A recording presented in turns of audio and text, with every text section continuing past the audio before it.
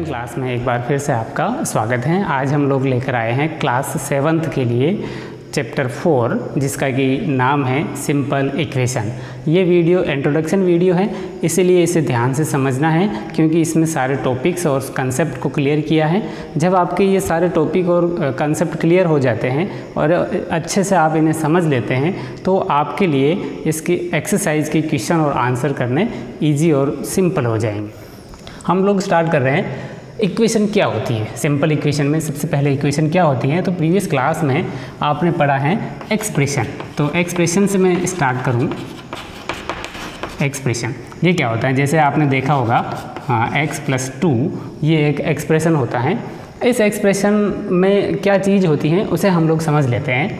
इस एक्सप्रेशन में दो बातें होती हैं। एक तो होता है आपका वेरिएबल, जो कि आप लोग जानते हो वेरिएबल इट मीन्स ऐसे अल्फ़ाबेट जिनकी वैल्यू उसमें फिक्स नहीं है। यहाँ पर देखिए x+2 की वैल्यू तो हमेशा 2 ही रहेगी, बट x की वैल्यू चेंज होती रहती है।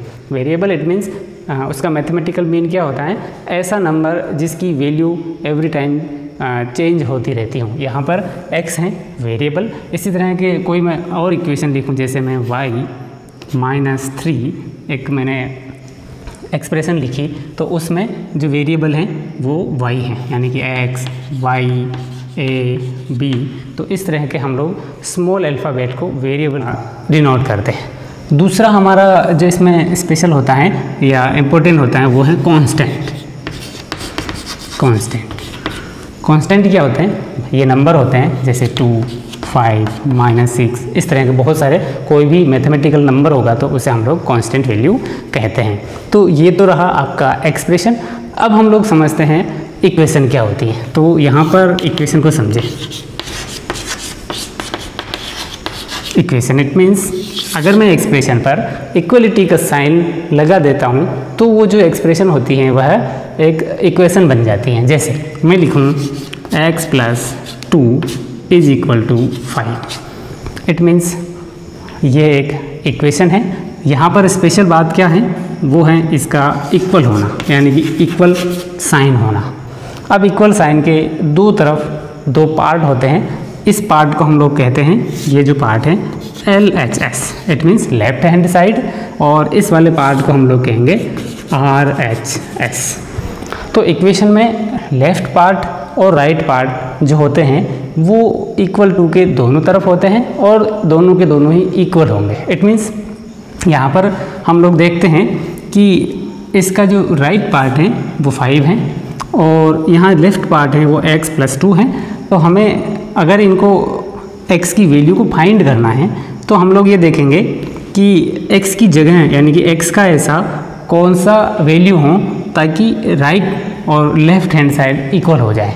और हम लोग जब इक्वेशन को सोल्व करने के पैटर्न सीखेंगे तब सोल्व करेंगे, बट अभी हम लोग समझ रहे हैं ओनली इक्वेशन को। तो this type we can write equation equal to sign, right part और लेफ्ट हैंड साइड होती है और दोनों के दोनों ही इक्वल होते हैं। Come to the next. हमारा नेक्स्ट पार्ट है पुटिंग वैल्यू इन इक्वेशन। हम लोग किसी इक्वेशन में उस वेरिएबल की कोई वैल्यू पुट करते हैं और ये फाइंड करते हैं कि उसके लेफ्ट पार्ट और राइट पार्ट दोनों इक्वल हैं कि नहीं है। जैसे मैं आपको कोई एग्जांपल दूं, मैं यहाँ पर देता हूँ आपको x+3 = 14। इट मीन्स अब हम लोग x की कोई वैल्यू पुट करेंगे, गिवन वैल्यू। जैसा कि आपको कह सकता है कि आप लोग x = 2 पुट करिए और ये पता करिए कि ये जो इक्वेशन है x = 2 के लिए सेटिस्फाई होती है कि नहीं होती। तो सेटिस्फाइड इट मीन्स इसके राइट हैंड साइड वाले पार्ट लेफ्ट हैंड साइड वाले पार्ट के इक्वल होने चाहिए। यहाँ पर जो हमारी लेफ्ट हैंड साइड है वहाँ पर हम लोग पुट कर देंगे x की वैल्यू को, तो फिर वो राइट हैंड साइड से हम लोग मैच करेंगे। यहाँ पर x = 2 है तो मैं x की जगह क्या लिखूँ, 2 + 3। क्या ये 2 + 3 को हम लोग ऐड करते हैं तो हमें मिलता है 5। ये जो लेफ्ट साइड का जो पार्ट था वो 5 है और हमारा जो राइट साइड का पार्ट है वो 14 है। तो हम लोग क्या कहेंगे कि in this equation when we put x = 2, right hand side part and left hand side part is not equal to. तो इस तरह से यहाँ पर ये जो x+2 है इस इक्वेशन को सेटिस्फाई नहीं करता है। अगेन हम लोग को एक और वैल्यू लिखें, जैसे कि मैं यहाँ पर लिखूँ x इक्वल टू 7। देखिए अगर मैं यहाँ पर पुट करूँ x इक्वल टू 7 तो x की जगह मैं 7 लिखूँगा, 7 प्लस 3 और 7 और 3 को मैं ऐड करता हूँ तो मुझे मिलता है 10।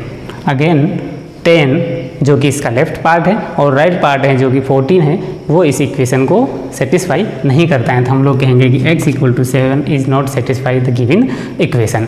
हम लोग एक ऐसी वैल्यू को पता करें जो इसे एग्जैक्ट सेटिस्फाई करती हूँ। तो यहाँ पर आप लोग देखिए मैं पुट कर रहा हूँ x इक्वल टू 11। अगर मैं x इक्वल टू 11 पुट करूँ तो हमारे लिए जो नई इक्वेशन है वो क्या है, x की जगह मैं लिखूँ 11 plus 3। x equal to 11 put करने पर हमें इस इक्वेशन के लेफ़्ट साइड वाले पार्ट की वैल्यू मिलती है 14 और इसके जो राइट साइड वाले पार्ट की जो वैल्यू हैं वो भी 14 है। और यहाँ पर left hand side equal to है राइट हैंड साइड, तो हम लोग कहेंगे कि x इक्वल टू जो 11 हमने पुट किया वो इस इक्वेशन को सेटिस्फाइड करता है। इट मीन्स x की जो वैल्यू इस इक्वेशन में है वो 11 है। Come to the next point. Our next topic is forming equation. हम लोग इस वाले टॉपिक में ये सीखेंगे कि कोई इक्वेशन हम लोग स्टेटमेंट से कैसे मेकिंग करें, कैसे बनाएं। तो सबसे पहले मैं ये बताऊं कि कुछ मैथमेटिकल ऑपरेशन होते हैं और वो बार बार यूज होंगे और उनको देखकर या उनको समझकर हम लोग एक इक्वेशन का कंस्ट्रक्शन करेंगे। तो सबसे पहले जो एक मैथमेटिकल ऑपरेशन है वो है आपका एडिशन। एडिशन के क्वेश्चंस या एडिशन से कोई हमारा इक्वेशन कैसे बनता है, जैसे आपको एक स्टेटमेंट दिया है the sum of number x and 5 is 10, यानी कि आपको इस तरह से एक स्टेटमेंट दिया सम ऑफ x एंड 5, मैं यहाँ पर 5 को ऐसे लिखूँ इज़ 9। तो इसे बनाने के लिए चूँकि आपके पास सम है, मुझे x और 5 का सम करना है, तो x plus 5 is equal to 9। तो इस तरह से इक्वेशन बन जाती है। अब हम देखेंगे कि सबट्रैक्शन के लिए कैसे इक्वेशन बनते हैं। सबट्रैक्शन टेकन अवे इसके लिए होगा व्हेन हम लोग इसी को देख सकते हैं subtract of number x and 5 is 9। तो हमें फिर उसमें सबट्रैक्ट यानी कि माइनस साइन का यूज करना पड़ेगा। मैं यहाँ पर लिखूँ subtract a number from 5 gets 14। इस तरह का कोई स्टेटमेंट दिया है तो उससे हम लोग कोई इक्वेशन को कैसे कंस्ट्रक्ट करेंगे। सबट्रैक्ट ए नंबर, हमें कोई सबट्रैक्ट करना है कोई नंबर और आपको लेट करना है कि वो तो x है, 5 से सबट्रैक्ट कर रहे हैं, तो मैं क्या लिखूँ 5 से सबट्रैक्ट किया मैंने x और हमें मिलता है 14। तो इस तरह की एक इक्वेशन बन जाती है subtract a number from 5 get 14। तो 5 से कोई नंबर हमने x जो कि हमने मान लिया था वो सबट्रैक्ट किया और हमें मिला 14। चलिए नेक्स्ट हम लोग देखते हैं कि मल्टीप्लाई के क्वेश्चंस कैसे बनते हैं। Multiply A number 5 is 4, multiply A number 5। तो मैं 5 से कोई नंबर है लेट किया मैंने x और हमें जो आंसर मिलता है वो 4 मिलता है। इस तरह से इक्वेशन बना, जो जैसा कि मैंने स्टेटमेंट बोला है कि a number multiply by 5 is give 4। कोई और इक्वेशन भी बना सकते हैं, और भी स्टेटमेंट होते हैं, जैसे आपको एक वर्ड मिलेगा ट्वाइस। ट्वाइस इट मीन्स आपको 2 से मल्टीप्लाई करना है, मल्टीप्लाई करोगे आप 2 से, बहुत बार मिलेगा आपको डबल, तो आपको डबल करना है, इट मीन्स आपको 2 से मल्टीप्लाई करना है। बहुत बार आपको वर्ड मिलेगा थ्राइस, थ्राइस इट मीन्स आपको किससे मल्टीप्लाई करना होगा 3 से। कोई एग्जांपल या कोई स्टेटमेंट बोलूँ और उसकी हम एक इक्वेशन बनाएंगे, जैसे twice A number is 20, twice A number is 20।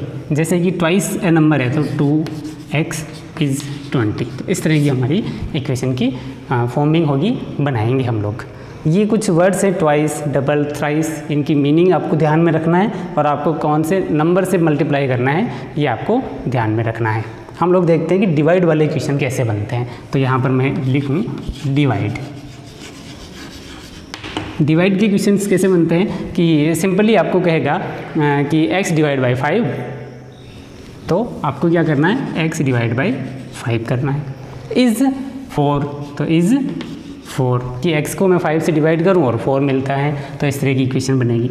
बहुत बार आपको इस तरह के क्वेश्चंस भी दे देता है कि डिवाइड के 1/4 ऑफ x, तो आपको क्या करना है, किसी भी नंबर का 1/4, it means 1/4 x, 1/4 of x is 20, it means आपको 1/4 मल्टीप्लाई x करना है। इसे आप लोग क्या लिख सकते हो, इसे लिख सकते हो x/4 is equal to 20। Directly भी हम लोग x/4 लिख सकते हैं। बहुत बार इस तरह का क्वेश्चन भी आएगा कि जैसे 2/3 ऑफ अ नंबर, तो 2/3 क्या होगा, 2/3 मल्टीप्लाई x, और इसे आप लोग सोल्व करके क्या लिख सकते हैं, 2x/3।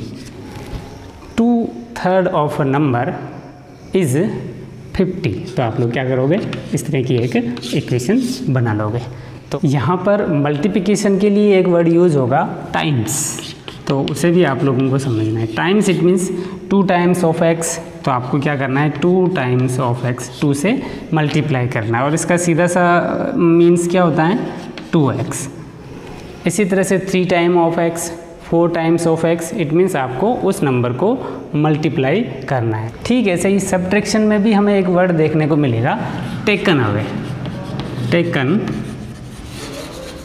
अवे, इट मीन्स आपको उस नंबर से हटाना है, taken away from x by 2, तो इस तरह से हम लोग टेकन अवे वर्ड का भी यूज इसमें करें। सॉल्विंग इक्वेशन हमारा नेक्स्ट टॉपिक है, वेरी इंपॉर्टेंट टॉपिक है, क्योंकि इक्वेशन को सोल्व करने का जो बेसिक फॉर्मूला है वो यहीं से हमें मिलता है। मेरे पास कोई इक्वेशन है, जैसे मैं यहाँ लिखूँ x + 3 = 20, और इस इक्वेशन को सोल्व करना है, और सोल्व करने के लिए मुझे डिफरेंट वैल्यू इसमें पुट करेंगे हम लोग x की, एंड देन देखेंगे कि लेफ़्ट साइड और राइट साइड इक्वल होती हैं कि नहीं होती। जब इक्वल हो जाती हैं तो हम लोग उस वैल्यू को x की जो वैल्यू है वो मान लेते हैं, और इस इक्वेशन को सॉल्यूशन उसका मान लेते हैं। यहाँ पर हम लोग ट्राई करेंगे, तो मैं यहाँ पर लिखूँ, हम लोग स्टार्ट करते हैं, और कितनी वैल्यू हमें मिलती हैं मैं यहाँ पर पुट करता हूँ। इसमें कोई x की वैल्यू मैंने यहाँ पर पुट करी, x = 15,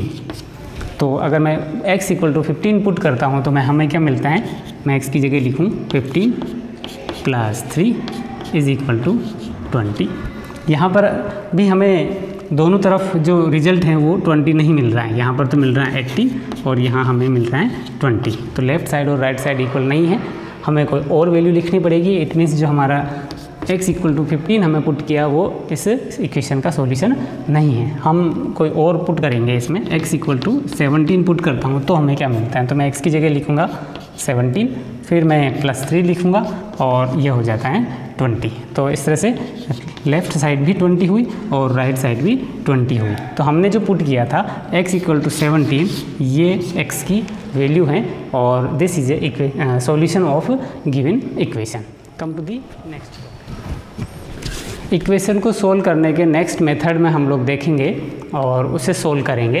तो मैं यहाँ पर कोई इक्वेशन लिख लूँ, जैसे 3p + 2 = 3, और इस इक्वेशन को हम लोग सोल्व करेंगे। तो सोल्व करने के लिए आप लोगों को ध्यान में रखना है कि वेरिएबल किस तरफ है, और उस वेरिएबल को एक ही तरफ रखना है और बाकी के नंबर को अदर साइड में सेंड करना है। यहाँ पर देखिए वेरिएबल जो है वो हमारा p है, इस p को यही रखना है, और अदर जो कांस्टेंट नंबर है 3 है, यहाँ पर +2 है, इसे उस तरफ भेजते हुए इसे सोल्व करते जाना है।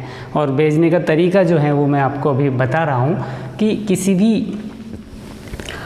कांस्टेंट को वहाँ से रिमूव करने के लिए उसमें उसी नंबर को या तो सब्ट्रैक्ट करिए, या फिर ऐड करिए, या डिवाइड करिए, या फिर आप यानी कि मैथमेटिकल जो ऑपरेशन है उनको करना है। यहाँ पर जो 2 है इसे मैं सबसे पहले हटाना चाहता हूँ, तो क्योंकि ये +2 है, अगर इसमें मैं कर लूँ -2 तो ये इक्वेशन में से +2 इस साइड से हट जाता है। लेकिन हम लोग काम ऐसे ही नहीं कर सकते, हमें क्योंकि इस इक्वेशन की इक्वलिटी को बनाए रखने के लिए दोनों साइड माइनस करना होगा। तो मैं जब दोनों साइड माइनस करूँगा तो मुझे क्या मिलेगा, 3p +2 और ये तो हो जाता है -2। ठीक इसी तरह से इधर हो जाता है 14 - 2। यहाँ पर -2 और +2 0 हो जाता है, तो हमारे पास है 3p = और 14 - 2 कितना हो जाता है 12 है। यहाँ पर एक जो कांस्टेंट था 2 उसे हमने इस तरह से रिमूव किया।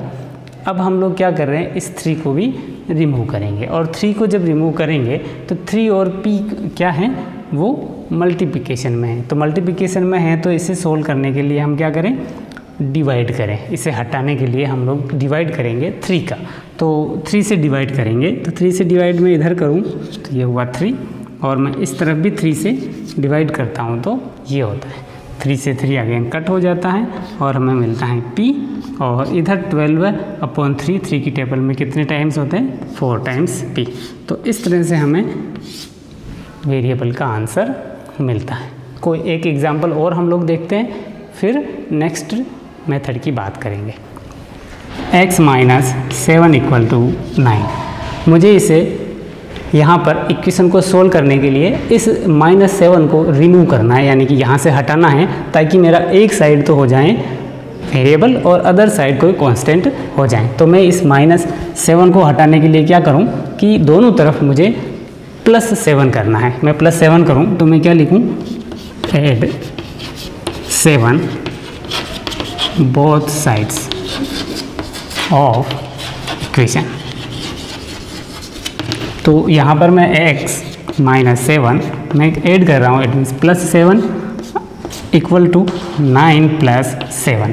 देन ये 7 से 7 कट हो जाता है, तो हमारा इधर बचेगा x, एंड इधर 9 + 17 = 16। तो इस तरह से हम लोग किसी भी इक्वेशन को सोल्व करते हैं इस मेथड से। कम टू दी